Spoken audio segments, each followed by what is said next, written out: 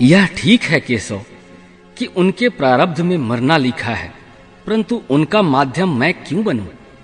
यदि पितामह की मृत्यु का समय आ गया है तो वह अवश्य ही मर जाएंगे, परंतु मैं उन्हें अपने हाथों से क्यों मारूं? तो स्वयं अपने हाथों से अपने भीष्म पितामह को नहीं मारना चाहते हो? यही सत्य है माधव, मैं अपने भीष्म पितामह को अपने हाथों से नहीं मार सकता। ठीक है, तो मत मारो, परंतु पहले मुझे ये तो बताओ कि कौन है तुम्हारे भीष्म पितामह? कहाँ हैं तुम्हारे भीष्म पितामह? यह क्या पूछ रहे हो केशव कि श्री भीष्म पितामह कहाँ हैं, कौन हैं? तुम्हें दिखाई नहीं देते क्या? वह सामने ही तो खड़े हैं श्री भीष्म पितामह। वो जो रथ के ऊपर खड़े हैं? हाँ, वही तो। पर जो रथ के ऊपर खड़े दिखाई दे रहे हैं पार्थ, वह तो केवल श्री भीष्म पितामह का शरीर है। मैं पूछता हूं कि असली श्री भीष्म पितामह कौन है, कहां है?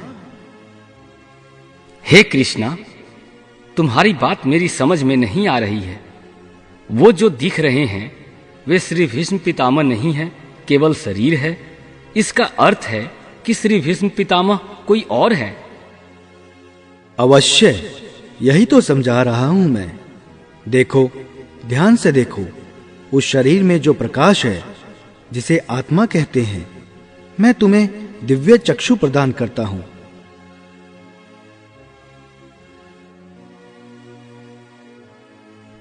इन दिव्य चक्षुओं से देखो उस आत्मा को। वो जो शरीर के अंदर आत्मा है, जो प्रकाश है, वही है असली भीष्म पितामह। दिखाई दे रही है उनकी आत्मा? हाँ केशव, एक प्रकाश रूपी आत्मा दिखाई दे रही है। अब देखो, यदि मैं अपने सुदर्शन चक्र से उनका शरीर काट दूं तो केवल उनका शरीर मरेगा, परंतु उनकी आत्मा का प्रकाश नहीं बुझेगा। देखो, मैं तुम्हारे इन दिव्य चक्षुओं को यह दृश्य सजीव करके दिखाता हूं। मेरे सुदर्शन से केवल शरीर का नाश हुआ है, उनकी आत्मा का दिया अब भी उसी प्रकार जल रहा है। क्या पितामह का वध युद्ध शुरू होने से पहले ही? संजय, कृष्ण ने तो इस युद्ध में शस्त्र न धारण करने का वचन लिया था, फिर उसने सुदर्शन चक्र कैसे धारण किया? यह अधर्म है, यह युद्ध के नियमों के विरुद्ध है। संजय महाराज, द्वारकाधीश ने सचमुच पितामह का वध नहीं किया है। वे तो केवल उदाहरण देते हुए पितामह के शरीर के टुकड़े करके शरीर के अंदर की आत्मा को अर्जुन को दर्शा रहे हैं। यह तो वासुदेव श्री कृष्ण की लीला है। लीला नहीं संजय, माया कहो माया। यह कृष्ण मायावी है। निसंदेह वह अर्जुन को भ्रमित कर रहा है, उसे सम्मोहित कर युद्ध करने के लिए विवश कर रहा है। हे कौन्तेय, इस परम सत्य को अच्छी तरह समझ लो कि सृष्टि में केवल शरीर नाशवान है, किंतु वह आत्मा अविनाशी है। शरीर के मरने पर आत्मा नहीं मरती। आत्मा ना कभी जन्म लेती है और ना कभी मरती है। वह अजन्मा, नित्य, सनातन और पुरातन है, जो शरीर को मारे जाने पर भी नहीं मरती। कृष्ण का तत्व ज्ञान सुनने में बड़ा रोचक लगता है। हाँ महाराज, ऐसा लगता है जैसे अमृत टपक रहा है। उनके श्रीमुख से निकलने वाला हर एक शब्द मोहक है। वाह संजय, तुम्हारा मन तो अर्जुन से पहले ही कृष्णा की मधुर बातों में उलझ गया है। केशव, तुम्हारी बातें मेरी बुद्धि को भ्रम में डाल रही है। तुम दो बातें एक साथ कर रहे हो जो परस्पर विरोधी है। तुम कहते हो कि शरीर मर जाता है, परंतु शरीर का एक हिस्सा जिसे आत्मा कहते हैं वह नहीं मरता। नहीं अर्जुन, मैंने आत्मा को शरीर का एक हिस्सा नहीं कहा। मैंने कहा है कि आत्मा और शरीर दो अलग अलग चीजें हैं। जैसे तुम और तुम्हारा कवच दो अलग अलग चीजें हैं। तुम्हारे कवच के दो टुकड़े हो जाएं, तो उसका यह अर्थ नहीं होता कि अर्जुन के दो टुकड़े हो गए। जिस प्रकार तुम और तुम्हारा कवच दो अलग अलग वस्तुएं हैं, या तुम और तुम्हारा यह रथ दो अलग अलग वस्तुएं हैं, उसी प्रकार मनुष्य का शरीर और उसकी आत्मा दो अलग अलग वस्तुएं हैं। यूं समझ लो कि जिस रथ में अर्जुन बैठा है वह रथ अर्जुन नहीं है। अर्जुन तो वह है जो रथ में बैठा हुआ रथ ही है। यह ठीक है माधव कि अर्जुन रथ नहीं है। अर्जुन मैं हूं जो रथ में बैठा हुआ हूं। तुम्हें रथ के टूटने का शोक नहीं होगा, परंतु अर्जुन के मरने का तो शोक होगा ही। अर्जुन, तुम्हारी बातें सुनकर मुझे तुम्हारी बुद्धि पर हंसी आ रही है। अपनी तरफ से तुम बड़े बड़े पंडितों और ज्ञानियों जैसी ऊंची ऊंची बातें कर रहे हो, परंतु तुम्हें यह पता नहीं कि जो सचमुच ज्ञानी होते हैं वे ना उनका शोक करते हैं जो मर गए, और ना उनका शोक करते हैं जो अभी नहीं मरे हैं, क्योंकि वे जानते हैं कि जो मर गया वह फिर जन्म लेगा, और जो अभी जीवित है वह अवश्य मर जाएगा। मरने वाला फिर जन्म लेगा, क्योंकि केवल शरीर का नाश होता है। शरीर के अंदर जो आत्मा है वह कभी नहीं मरती। हे पार्थ, इस संसार में दो ही वस्तुएं हैं, एक शरीर और दूसरा शरीर में रहने वाला शरीरी। जो शरीर में रहने वाला आत्मा रूप शरीरी है वह कभी मरता नहीं, और जो शरीर है वह सदा रहता नहीं। आत्मा एक शरीर छोड़ती है और दूसरा शरीर धारण कर लेती है, बिल्कुल वैसे ही जैसे मनुष्य पुराने कपड़े उतार कर नए कपड़े धारण कर लेता है। वाह प्रभु वाह। हे पार्थ, केवल ऐसा समझ लो कि मृत्यु एक दरवाजा है जिसके अंदर जाते समय आत्मा पुराने शरीर को छोड़ देती है। वास्तव में मृत्यु और जन्म के दो दरवाजे हैं जो एक दूसरे के आमने सामने हैं। प्राणी जब मृत्यु के दरवाजे पर पहुंचता है तो उस शरीर की मृत्यु हो जाती है। फिर आत्मा का प्रकाश उस शरीर को छोड़कर आगे चला जाता है, और फिर वह प्रकाश नए जन्म के दरवाजे में प्रवेश करता है, जहां जीवात्मा को फिर से एक नया शरीर प्राप्त हो जाता है, और वहां से उसके नए जन्म की नई यात्रा शुरू हो जाती है।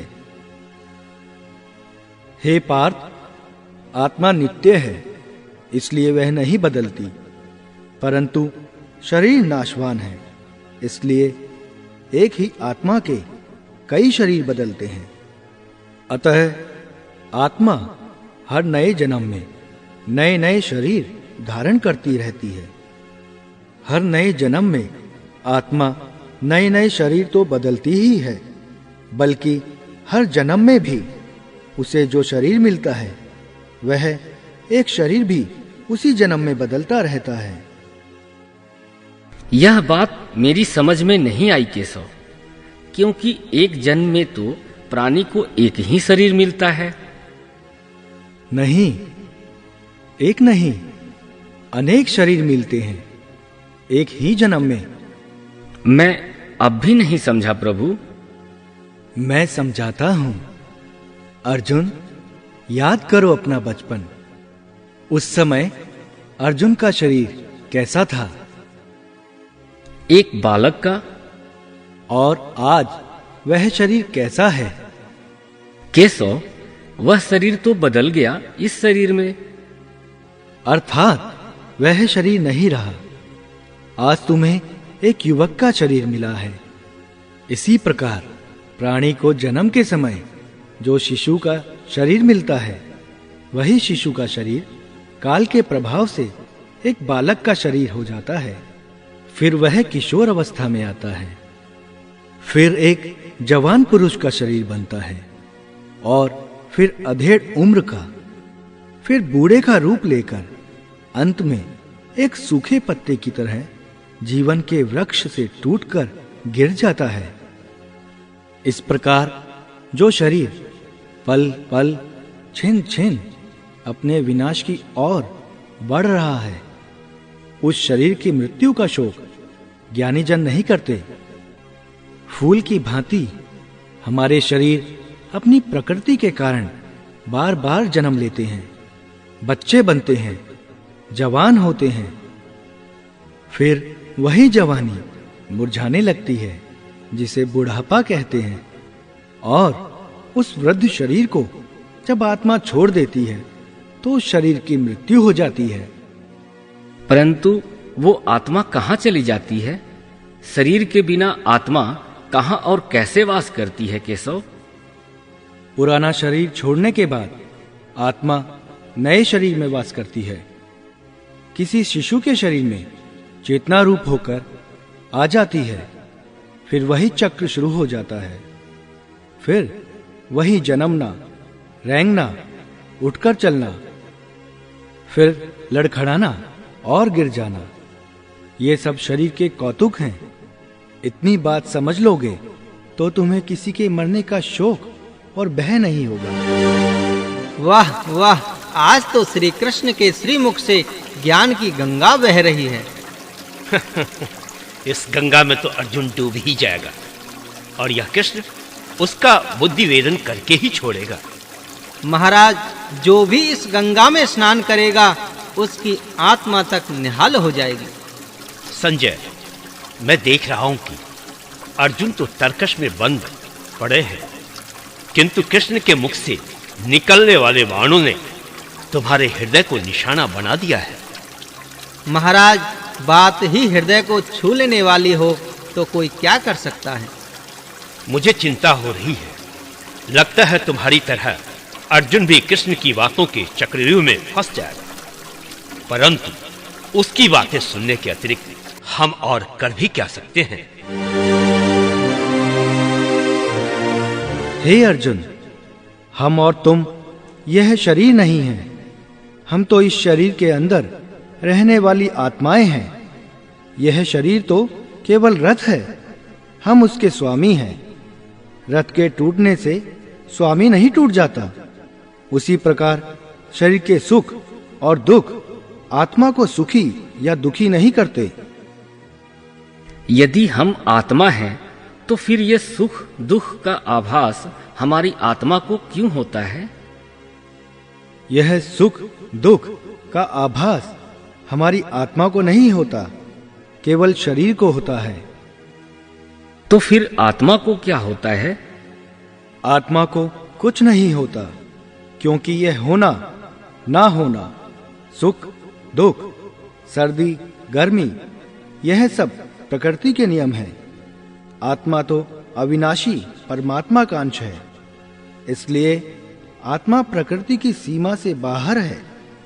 आत्मा चिंता से परे है, मानवीय चेतना के चिंतन के घेरे में नहीं आती। अर्जुन, आत्मा पर सृष्टि और प्रकृति के नियम लागू नहीं होते, क्योंकि वह सृष्टि और प्रकृति दोनों ही के पहुंच से बाहर है।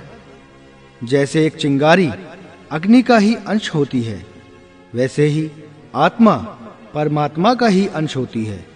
इसलिए वह नित्य, अजन्मा, सनातन और सर्वव्यापी है, स्थिर रहने वाला और अचल है। हे पार्थ, आत्मा को ना शस्त्र आदि काट सकते हैं, ना अग्नि जला सकती है, ना जल गला सकता है, ना इसे वायु सुखा सकती है। हे अर्जुन, यह सब समझकर तुम्हें ना किसी के मरने का शोक मनाना चाहिए और ना किसी के ना मरने की खुशी का प्रदर्शन करना चाहिए। न जीने की खुशी मनाओ न किसी के मरने का दुख मना। भला यह भी कोई बात हुई?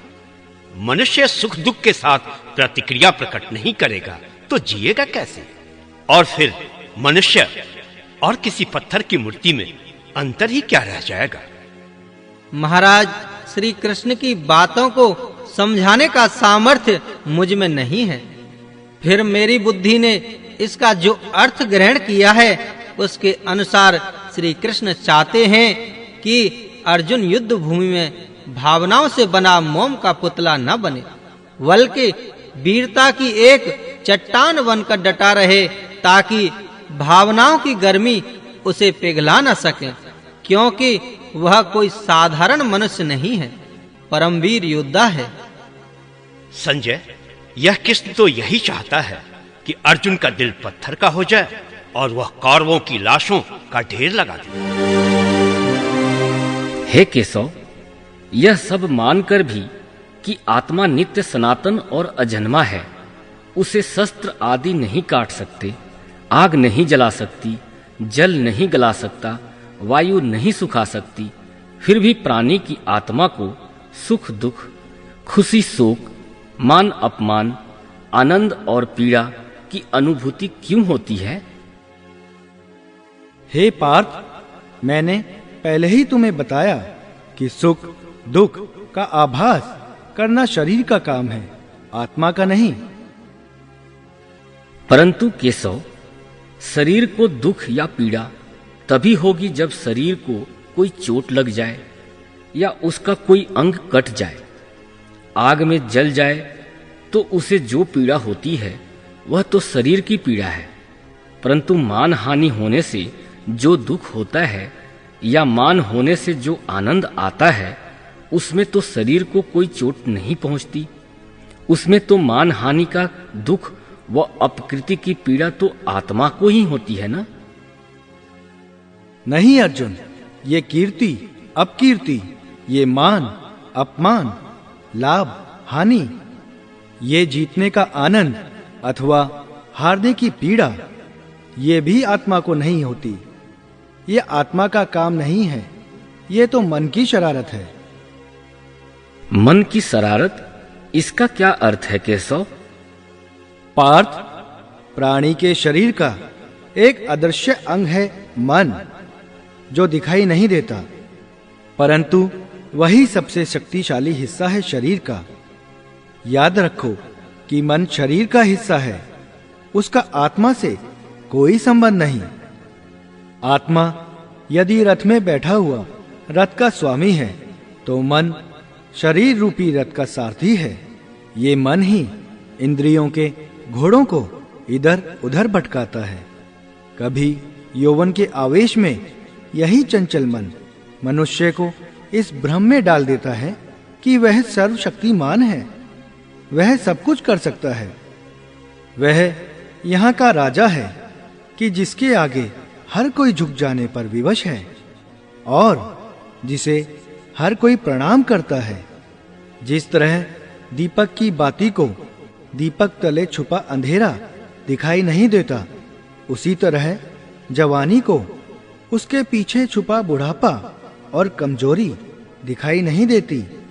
परंतु जब शरीर के दीपक में यौवन शक्ति का घी जलकर समाप्त होने लगता है और दीपक तले छुपा अंधेरा बढ़ने लगता है, तो मनुष्य घबराकर चिल्लाने लगता है, मैं बीमार हूं। ये रोने का नाटक भी मन ही करता है। हे अर्जुन, मन को मैं के घमंड की मदिरा पिलाकर मदहोश करने वाला पाखंडी केवल मन है। मन के हाथों में मोह माया का जाल है, जिसे वह मनुष्य की कामनाओं पर डालता है और उसे अपने वश में करता रहता है। यह मन शरीर से भी मोह करता है, अपनी खुशियों से भी मोह करता है और अपने दुखों से भी। खुशियों में खुशियों से भरे गीत गाता है, तो दुख में दुखड़ा भी रोता है। अपने दुख में दूसरों को शामिल करके उसे खुशी होती है। किसी भी प्राणी को उसका मन जीवन के अंत तक अपने जाल से निकलने नहीं देता। रस्सी में बांधकर उसे तरह तरह के नाच नचवाता रहता है। वह जीव को इतनी फुर्सत भी नहीं देता कि वह अपने अंतर्मन में झांककर अपनी आत्मा को पहचाने और आत्मा के अंदर जिस परमात्मा का प्रकाश है उस परमात्मा का साक्षात्कार करे। हे संजय, अपने परमात्मा के प्राप्ति की इच्छा प्रत्येक मनुष्य की होती है। मेरे मन में भी यह इच्छा है, परंतु परमात्मा का साक्षात्कार मुझे आज तक नहीं हुआ। कैसे होगा महाराज? क्यों? मैं अंधा हूं इसलिए? नहीं महाराज, अपने प्रभु के दर्शन के लिए तन से कहीं अधिक मन की आंखों की आवश्यकता होती है, परंतु आपने तो अपने अंतर्चक्षु बंद कर रखे हैं। फिर आपको प्रभु का साक्षात्कार कैसे हो सकता है? और मन की आंखें खुली ना हो तो प्रभु आंखों के आगे भी हों तो भी दिखाई नहीं देते। संजय, तुम्हारी बातें भी श्री कृष्ण की बातों की तरह गोलमोल है, मेरी समझ में नहीं आती। तुम मुझे ये बताओ कि इस समय कुरुक्षेत्र में क्या हो रहा है? हे पार्थ, प्राणी के लिए आवश्यक है कि वह अपने मन को वश में करके अपने अंतर में झांककर आत्मा को देखे। उस आत्मा के अंदर उसे परमात्मा का प्रकाश स्पष्ट दिखाई देगा। उसी को परमात्मा का साक्षात्कार कहते हैं। तुम तो कहते हो कि अपने अंतर में झांक कर आत्मा को और उस आत्मा में प्रकाशित परमात्मा को पहचानो, अर्थात आत्मा से अलग कोई और है जो आत्मा को पहचानेगा। यह किसको कह रहे हो केशव कि आत्मा को पहचानो? कौन पहचानेगा अंतर की आत्मा को? तुम्हारा मन। मन? हां, तुम्हारा मन। परंतु तुम तो कहते हो कि मन माया के भ्रम जाल में फंसाकर प्राणी को बहुत नाच नचाता है, फिर वह आत्मा और परमात्मा की ओर क्यों ले जाएगा? तुमने ठीक प्रश्न किया अर्जुन। उसका उत्तर यह है कि जब तुम स्वयं को मन और विषयों के अधीन रहने दोगे तब तक वह तुम्हें नचाता रहेगा। हे पार्थ, मनुष्य का शरीर एक रथ की भांति है। उस रथ के जो घोड़े हैं उन्हें मनुष्य की इंद्रियां समझो, जैसे आंख, नाक, कान, मुख, जिह्वा आदि। इन इंद्रियों के घोड़ों को जो सारथी चलाता है वह सारथी ही मन है, और उस रथ में बैठा हुआ जो रथ का स्वामी है वही आत्मा है। मनुष्य की इंद्रियां अपने विषयों की ओर आकर्षित होती रहती हैं और उसका मन इंद्रियों को उसके विषयों की ओर ही दौड़ाता रहता है। यह तभी हो सकता है जब तक जीवात्मा अपने मन को अपने काबू में न लाए। जब तक मन काबू में नहीं आएगा वह इंद्रियों को उनके विषयों की ओर ही दौड़ाता रहेगा। विषय उनको बुलाते हैं, इंद्रियां उनकी तरफ भागती हैं और मन जीवात्मा की परवाह किए बगैर रथ को उस ओर लिए जाता है। परंतु तुम स्वयं मन के अधीन न रहकर मन को अपने अधीन कर लोगे तो वही मन एक अच्छे सारथी की तरह तुम्हारे शरीर रूपी रथ को सीधे प्रभु के चरणों में ले जाएगा। अर्थात हे पार्थ, यदि मन तुम्हारा स्वामी है और तुम उसके अधीन हो तो वह तुम्हें माया के बंधन में जकड़ता रहेगा, और जब तुम मन पर काबू पालोगे और उसके स्वामी हो जाओगे तो वही मन तुम्हें मोक्ष के द्वार तक ले जाएगा।